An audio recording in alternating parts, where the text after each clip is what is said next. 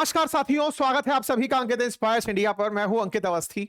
पिछले कुछ दिनों में आप भारत का बजट पेश हुआ, भारत यूएस की डील साइन हुई, इन सब में व्यस्त थे। इस बीच में पाकिस्तान बेबस होता जा रहा था, उसकी खबर आप तक पहुंचाने में थोड़ी देरी हो गई। लेकिन आज खबर लेकर आने का रीजन है क्योंकि पाकिस्तान के रक्षा मंत्री ख्वाजा आसिफ का एक बयान इस समय मीडिया में वायरल है और वो संसद में बयान देते हुए पाए गए हैं कि हम लोग फिजिकली हैंडीकैप हो गए हैं, यानी कि दिव्यांग बन गए हैं ये शारीरिक रूप से। कारण ये है कि ये बलूचिस्तान लिबरेशन आर्मी के सामने कुछ कर नहीं पा रहे हैं। इनका ये बयान इस समय देश की सुर्खी है। ऐसा क्या हुआ? असल मायने में आज से 3 दिन पहले, लगभग 31 जनवरी की शाम की बात है, बलूचिस्तान की लिबरेशन आर्मी ने, उनके लड़ाकों ने पाकिस्तान में कई ठिकानों पर एक साथ सिलसिलेवार हमले किए, जिसके चलते चाइना ने खुद सिक्योरिटी डिमांड कर ली। चाइना सिक्योरिटी क्या डिमांड कर रहा है? क्योंकि चाइना का बलूचिस्तान के अंदर काफी बड़ा investment China Pakistan economic corridor के नाम पर लगा हुआ है। हालात ये हुई कि जो तस्वीरें हैं वो बयान करती हैं कि हमला बहुत भीषण था। चाइनीज लोग डर गए कि भाई सुनो, हम यहां पर काम नहीं कर पाएंगे। अगर पाकिस्तान हमें सुरक्षा गारंटी नहीं दे पाएगा तो हम अपने लोगों को यहां से निकाल कर ले जाएंगे। तस्वीरें चीख चीख कर बता रही हैं कि बहुत ही जबरदस्त कोई आतंकी हमला हुआ था। कहां पर हुआ था? बलूचिस्तान में। बलूचिस्तान पाकिस्तान का लगभग 40% क्षेत्रफल कवर करता है। पाकिस्तान का सबसे बड़ा क्षेत्रफल के हिसाब से राज्य है। ईरान अफगानिस्तान से बॉर्डर साझा करता है और इसी बलूचिस्तान में सबसे ज्यादा मिनरल्स पाए जाते हैं। ये वही बलूचिस्तान है जिसके अंदर ही ग्वादार पोर्ट को Pakistan China Pakistan economic corridor के नाम पर बना रहा है। ये वही बलूचिस्तान है जहां पर कनाडा को, अमेरिका को मिनरल्स की माइंस दी गई हैं कि आप यहां से निकाल सकते हैं। ऑयल की खोज भी इसी जगह चल रही है। पाकिस्तान की आबादी यहां पर 12.34 मिलियन रहती है, लगभग 1.25 करोड़ लोग रहते हैं इतने बड़े क्षेत्रफल में। और ऐसे में लगभग इतना बड़ा क्षेत्रफल, 1,34,000 किलोमीटर स्क्वायर का क्षेत्रफल जो है, मीटर स्क्वायर माइल स्क्वायर का जो क्षेत्रफल है, इसमें इतनी कम आबादी। अब आप पूछेंगे कि इतने बड़े क्षेत्रफल में 1.25 करोड़ लोग, तो इसका मतलब पॉपुलेशन डेंसिटी बहुत कम है। पॉपुलेशन डेंसिटी बहुत कम है, यही पाकिस्तान की फौज की सबसे बड़ी दिक्कत है। वो समझ ही नहीं पाते किस किस के पीछे कितने लोग खड़ा करें। फिलहाल के लिए इस बलूचिस्तान की लंबे समय से मांग रही है कि वो पाकिस्तान के साथ नहीं रहना चाहता और उसके ना रहने के बहुत सारे वो कारण बताता है कि हमारे पास इतने माइन एंड मिनरल हैं, लेकिन ये लोग हमारे लिए सबसे कम सुविधाएं रखते हैं। जैसे अगर गरीबी की बात की जाए तो 76% यहां पर जो पॉपुलेशन है वो रूरल पॉपुलेशन है। और पावर्टी की अगर हम बात करें तो यहां पर 96% पॉपुलेशन पावर्टी के नीचे चल रही है। ऐसे अगर शिक्षा की बात करें तो एजुकेशन 26% ही है। हेल्थ केयर की अगर हम बात करें तो हाईएस्ट इन्फेंट मोर्टेलिटी, मतलब बच्चों की बचपन में ही मौत होने का जो सबसे ज्यादा नंबर है वो बलूचिस्तान में ही है, पाकिस्तान के भीतर। इंफ्रास्ट्रक्चर और कनेक्टिविटी की बात करें तो पाकिस्तान की सबसे कम रोड डेंसिटी यहां पर है और मार्केट और हेल्थ केयर की तो बात ही मत पूछिए। इतना ही नहीं, यहां पर और रिसोर्सेज की अगर हम बात करें तो प्रोविंस के पास मेजर रिसोर्सेज हैं, नेचुरल गैस के, मिनरल्स के, गोल्ड के, कॉपर के। इन सब के बावजूद पाकिस्तान यहां पर कोई सुविधा विकसित नहीं करता। पाकिस्तान में उपलब्ध कुल नेचुरल गैस 33% यहां है, ऑयल 2% यहां है, कोयला 9% यहां है और यहां पर कई ऐसे रेयर अर्थ मिनरल प्रेजेंट हैं जो आसिम मुनीर जाकर के ट्रंप को दिखाए थे कि सर आप बलूचिस्तान से वो चीज निकाल लीजिए। ये लोग जब गए, क्योंकि पाकिस्तान के जब खुद रक्षा मंत्री ये बोल रहे हैं कि हमसे बलूचिस्तान नहीं संभल रहा, बलोच लिबरेशन आर्मी के जो लड़ाके हैं वो पाकिस्तान की सेना को थकाए हुए हैं, ऐसे में इन लोगों ने वहां जाकर अमेरिका की मदद मांग ली। अमेरिका से बीएलए को, बलोच लिबरेशन आर्मी को, इन लोगों ने आतंकी संगठन डिक्लेयर करवा लिया। आतंकी संगठन डिक्लेयर करवा के कहा कि सर अगर आप उनको हैंडल कर गए तो फिर ये मिनरल आपके, आप निकालो मिनरल्स को और हम तो कमीशन खा के जिंदा रह लेंगे। तो ट्रंप को यह ऑफर पसंद आया, उन्होंने कहा ठीक है, चाइना भी काम कर रहा है और हम भी काम करेंगे। हालात सोचिए इस जगह के ऐसे हैं कि इतना मिनरल रिच जगह जिसके ऊपर अमेरिका, चाइना, कनाडा सब नजर बना के बैठे हैं, वहां के हालात में लोग पानी के लिए तरस रहे हैं। परिणाम यह हुआ कि यहां के लोगों ने सरकार के खिलाफ ही बंदूक उठा ली। बलोच लिबरेशन आर्मी नाम से एक संगठन बना लिया जो बलूचिस्तान को सेपरेट करना चाहता है पाकिस्तान से। वो नहीं चाहता कि वो पाकिस्तान के साथ रहे।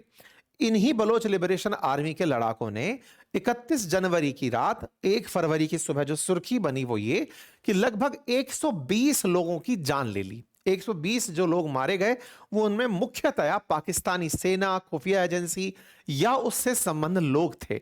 उन लोगों को मारने के लिए बीएलए के लड़ाकों ने सुसाइड बॉम्बिंग तक का उपयोग किया।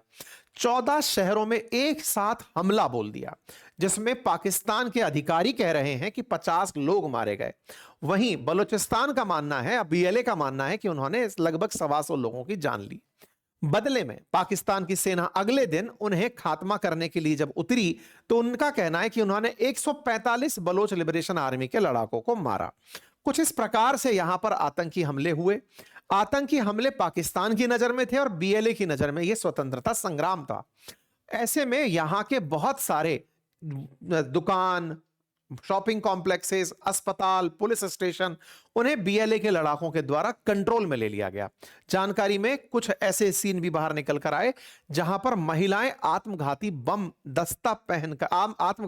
पहन करके लड़ने के लिए पहुंची थी और लोगों ने खुद को उड़ा लिया पाकिस्तान की सेना को हटाने के लिए। इससे यह समझ में आता है कि यह एक कोऑर्डिनेटेड अटैक था और इस कोऑर्डिनेटेड अटैक में उन लोगों के साथ, उन लोगों के मन में पाकिस्तान के खिलाफ जो नफरत है वो दुनिया के सामने जाहिर करने का प्रयास था कि हम इनके साथ नहीं रहना चाहते, क्योंकि ये लोग हमारे संसाधनों का शोषण करते हैं, महिलाओं के साथ, बच्चियों के साथ अत्याचार करते हैं। पाकिस्तान की सेना उनके साथ में व्यवहार सही नहीं रखती। इसका परिणाम यह है कि वो लोग इनके साथ रहना ही नहीं चाहते और अपने आप को सेपरेट रखना चाहते हैं।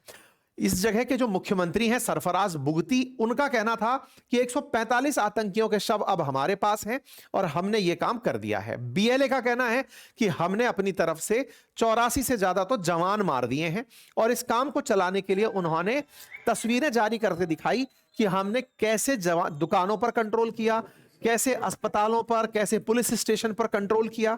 तमाम मीडिया फुटेजेस बाहर निकलकर आना शुरू हुई। तस्वीरों से पता चलता है कि ये सारे वो क्षेत्र हैं जहां पर हमले हुए थे और हमलों में इस तरह से आत्मघाती सुसाइड बॉम्बर्स, जैसे आसिफा मंगल का नाम निकल कर आ रहा है, इस तरह से ऑपरेशन के अंदर सुसाइड बॉम्बर्स ने पार्टिसिपेट किया था। इस पूरे आतंकी हमले को पाकिस्तान ने अपनी तरफ से कब्जा कर लिया है, यानी कि इसको खत्म कर दिया है, न्यूट्रलाइज कर दिया है, ऐसा पाकिस्तान की सेना का क्लेम है। लेकिन बीएलए का क्लेम है कि वो कामयाब रहे बहुत सी जगह पर कंट्रोल स्थापित करने में। बीएलए ने इस पूरे कार्यक्रम को ऑपरेशन हैरॉफ नाम दिया। ऑपरेशन हैरॉफ ये 2.0 था। इससे पहले इन्होंने 2024 में भी ऑपरेशन हैरॉफ चलाया था, 2026 में फिर से चलाया है। ऑपरेशन हैरॉफ में हैरॉफ शब्द एक काले तूफान को इंगित करता है जो कि जब जाता है तो बहुत कुछ ले जाता है। तो ऑपरेशन हैरॉफ इस बार जो चला वो पाकिस्तान की सेना को बर्बाद करने के लिए, पाकिस्तान के जो एस्टेब्लिशमेंट्स हैं उनको उखाड़ने के लिए था।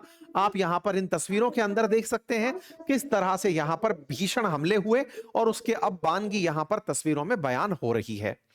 पाकिस्तान में हुए इस हमले के बाद यहां के जो डिप्टी प्राइम मिनिस्टर इशाक डार हैं वो बाहर निकलकर आए और इस हमले की कड़ी निंदा की। ओआईसी यानी ऑर्गेनाइजेशन ऑफ इस्लामिक कॉपरेशन आई, उसने इस आतंकी हमले की निंदा की। यूके की एम्बेसी जो पाकिस्तान में है उसने निंदा करी, अमेरिका ने निंदा करी, सब निंदा पर उतर आए। इसके बाद में मीर यार बलोच, जो कि बलोचों के बात रखने के लिए ट्विटर पर होते हैं, उन्होंने यूएस एम्बेसी को टैग करते हुए लिखा कि आपको पाकिस्तान जो हमारे साथ यातनाएं कर रहा है वो नजर नहीं आती। आज वो लोग मजबूर होकर के दुनिया के सामने ये बताने के लिए बेबस हैं कि हमारी कौन सुनेगा, इसलिए उन्होंने इस तरह से हथियार अपनाए। अमेरिका कब उनकी सुनवाई करेगा। खैर, इस बीच में ये पन्नू का भी एक वीडियो, पता नहीं मॉर्फ्ड है या रियल है, वो बाहर आता है जिसमें वो कहता है कि बलोच लिबरेशन आर्मी जो है वो भारत के सपोर्ट से पाकिस्तान में आतंकी हमला फैला रही है। पाकिस्तान के अंदर आतंकवादी कारनामे सारे भारत द्वारा प्रोपोगेटेड हैं। जो ये बोलता है वो यहां के कुछ और लोग भी बोलते हैं, जैसे मोहसिन नकवी को पहचानिए जो कि पीसीबी के चीफ भी हैं और इनके इंटरनल मिनिस्टर भी हैं। इनका कहना है कि बलूचिस्तान में जो आतंकी हमले हुए वो भारत द्वारा प्रायोजित थे। इन लोगों ने आजकल भारत को, इनके यहां पर कुछ भी हो उसके लिए भारत को जिम्मेदार ठहराना शुरू कर दिया है। इनको लगता है ऐसा करके ये स्कोर सेटल कर लेंगे पुराने जमाने का, जो इनके ऊपर हमेशा आरोप रहे कि इनके यहां से आतंकी भारत में आते हैं। ये अपने स्कोर को सेटल करने के लिए कि हां भाई भारत ने हमारे यहां पर हमला करा दिया। खैर, भारत ने इस बात को तुरंत रेस्पॉन्ड करते हुए कहा कि तुमसे तुम्हारा देश संभलता नहीं है और तुम हमारे ऊपर बयानबाजी करते हो। यह बात खुद इनके रक्षा मंत्री ने संसद में स्वीकार ली कि साहब बलूचिस्तान के अंदर हम हैंडीकैप हैं, फिजिकली हैंडीकैप हैं। संसद में बयान देते हुए इन्होंने कहा कि वो एक इतना बड़ा क्षेत्र है और वहां की जो रिबेल पॉपुलेशन है उसे कंट्रोल कर पाना हमारे लिए बहुत मुश्किल है। हमारे पास इतने संसाधन नहीं है कि हम बलोच लिबरेशन आर्मी को रोक पाएं। पाकिस्तान के लिए वहां पर स्थिति बड़ी ही निराशाजनक है। सेना के लिए इतने बड़े क्षेत्र में रिबेल्स को ढूंढना एक बड़ी चुनौती है। जब कोई संसद में रक्षा मंत्री इस तरह का बयान दे दे तो सोचिए दुनिया के और देशों का क्या हाल होगा। किसके बारे में बात कर रहे हैं? बात कर रहे हैं चाइना के बारे में, क्योंकि चाइना पाकिस्तान के भरोसे ही तो चाइना पाकिस्तान इकोनॉमिक कॉरिडोर बना रहा है जो कि मैक्सिमम एरिया बलूचिस्तान से गुजरेगा। तो चाइना ने सबसे पहले अपनी तरफ से इनसे गारंटी मांग ली कि जब संसद में खड़े होकर तुम खुद को फिजिकली हैंडीकैप बता रहे हो तो भाई एक काम करो, पहले हमें गारंटी दो कि चीनी लोगों को कुछ नहीं होगा, और जब तक तुम गारंटी नहीं दोगे हम चीनी लोगों को वहां से बाहर निकाल रहे हैं। आप पूछेंगे चीनी वहां क्या कर रहे हैं? असल में ग्वादार पोर्ट जो बन रहा है उस ग्वादार पोर्ट पर बड़ी मात्रा में चाइनीज लोग काम कर रहे हैं। ऐसे में उन्हें बड़ी चिंता इस बात की है कि कहीं उन चीनियों का अपहरण ना हो जाए और उन्हें ढूंढ ढूंढ कर ना मारना शुरू हो जाए। ऐसे चीनियों को वहां से हटा लिया गया है और हटाकर पाकिस्तान से मांगा गया है कि भैया आप सुरक्षा की गारंटी दे पाओ तब हम अपना काम यहां पर दोबारा से शुरू करें। कुल मिलाकर पाकिस्तान की जो इंटरनल प्रॉब्लम्स हैं उन्हें उसने भारत पर डालकर फिलहाल अपनी जनता की नजर में तो साफ स्वीकार लिया है, लेकिन हां जो बात थी वो सबके सामने निकल कर आई जब रक्षा मंत्री का बयान पूरी दुनिया के सामने आया और खुद चाइना उनके ऊपर ट्रस्ट की स्थिति में बैक कर गया।